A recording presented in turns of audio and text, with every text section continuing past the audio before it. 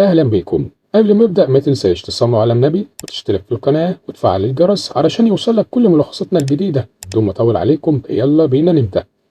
فيلمنا النهاردة اسمه AKA. بيبدأ مع آدم فرانكو اللي متخفي على هيئة صحفي علشان يقدر يدخل جوه مقر تنظيم داعش اللي في ليبيا. وبنشوف آدم وهو مربوط بحبل وراسه متغطية وراكب عربية مع مجموعة من الإرهابيين وماشيين في الصحراء. بيفضلوا ماشيين لغاية ما بيوصلوا المغارة وبينزل الإرهابيين آدم بعنف وبيحطوه في قفص. وبعد ما بيحس آدم إن مفيش حد حواليه من الإرهابيين بينادى على السجين اللي جنبه. وبنكتشف إنها واحدة اسمها سونيا وأوتيه. هو بيطمن آدم وبيقول لها إنه موجود هنا علشان يساعدها. وبيطلع آدم مقص صغير وبيقطع بالحبل زرابة إيده. وبيرفع الغطا اللي على راسه وبيقص مكان عينيه. وبيغطي راسه تاني وبيرجع إيده مكانها. وبنشوف واحد من الدواعش وهو جايب مية وبيفتح زنزانة آدم وبيسقيه. فبيستغل آدم الفرصة وبيضربه بالمقص في رقبته. وبياخد آدم من المسدس وبيقتل كل اللي بيصادفه في وشه. وبياخد القنابل اليدوية من الجثث وبيفجر ويقتل كل اللي يشوفه. وفي السجن بيفوق واحد من الإرهابيين وبيمسك سونيا وبيرفع على راسها المسدس وبيهدد آدم إنه هيقتلها. لكن آدم بيرفع مسدسه وبيصاب على الإرهابي وبيقدر يقتله. فبتنهار سونيا على الأرض وبتقدر تشكر آدم. لكن آدم بيغدر بيها وبيقتلها وبنكتشف إن مهمته هي تصفية الصحفية سونيا وتيه مش إنقاذها. وفي فرنسا بيرن تليفون وزير الداخلية بيقوم من مكانه. وبيكتشف إن رئيس المخابرات هو اللي بيرن لأن جايله البيت. ولما بيوصل رئيس المخابرات بيكون وزير الداخلية فتح التلفزيون وبنعرف إن في حادث إرهابي سبب في انفجار فندق وإن منفذ الهجوم إرهابي سوداني اسمه مختار الطيب بمساعدة زوجته أمينة. وبنعرف إن قوات الأمن اشتبكت مع مختار الطيب لكن مش معروف الانفجار حدث قبل ولا بعد. فبيأمر وزير الداخلية رئيس المخابرات إن ينهي الموضوع لأن في خطر كبير عليهم. وده بسبب إن زعيم المافيا والجريمة في فرنسا فيكتور باستوري بيدعم مختار الطيب. وبيطمنه رئيس المخابرات وبيقول له إن هيستدعي أفضل رجاله وكيل عمليات خاص صاحب خبرة أكتر من 20 سنة. وفي تونس بنشوف آدم وهو بيتفرج على الأخبار وبنكتشف إن سونيا كانت صحفية بتبحث عن الفساد وعلاقة أصحاب المناصب بالإرهابيين.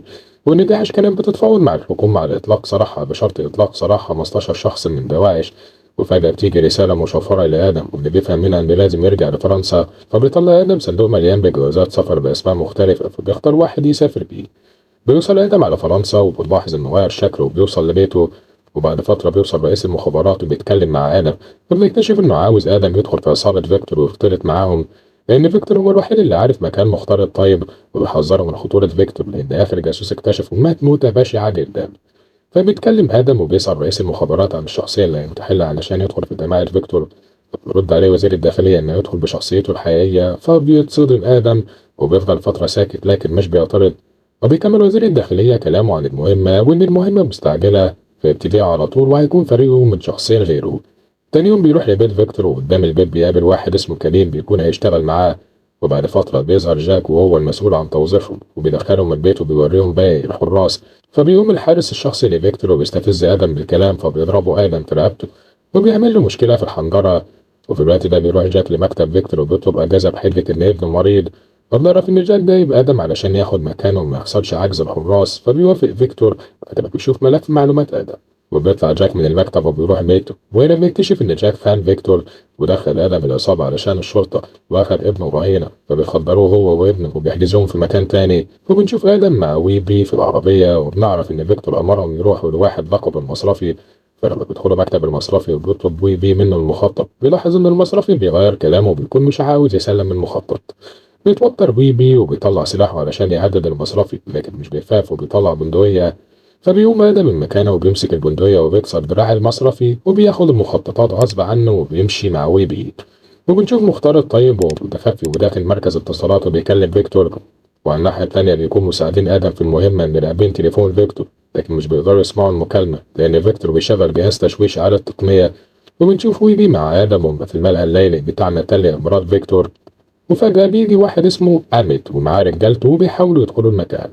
لكن الحارس بيمنعهم لأن فيكتور رافض دخول أميت الملهى بسبب المشاكل اللي بينهم.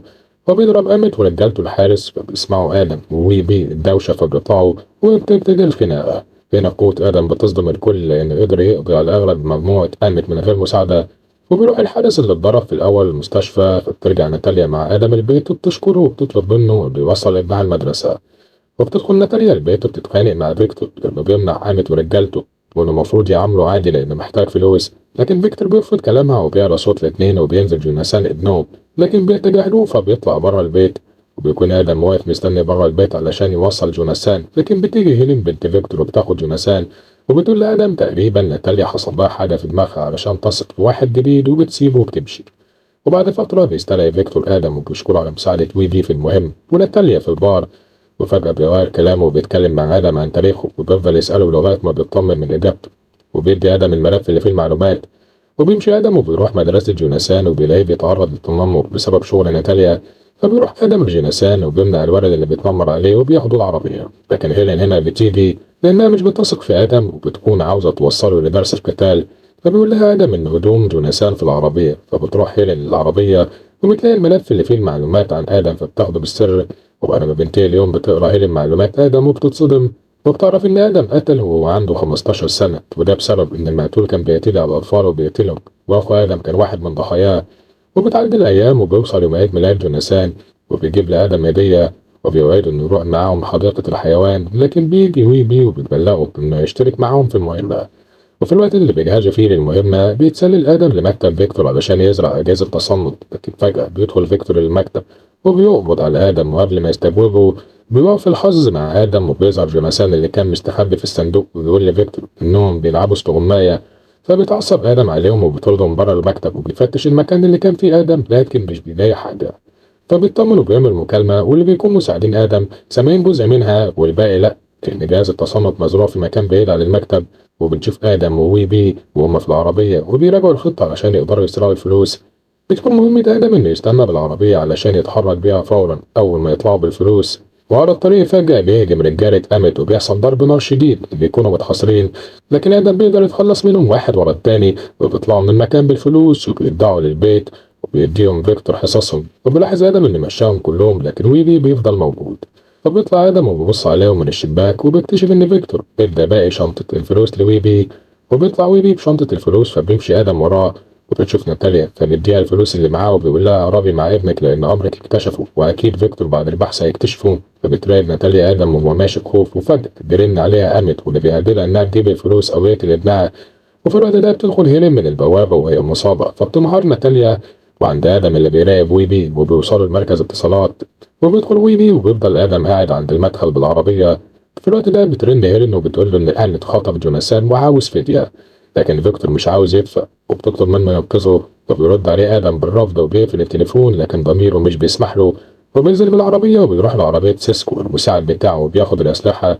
وبيطلب آدم من سيسكو إنه يراقب المكان. بيكون سيسكو مش فاهم حاجة لكن آدم مش بيشرح وبيسيبه وبيمشي.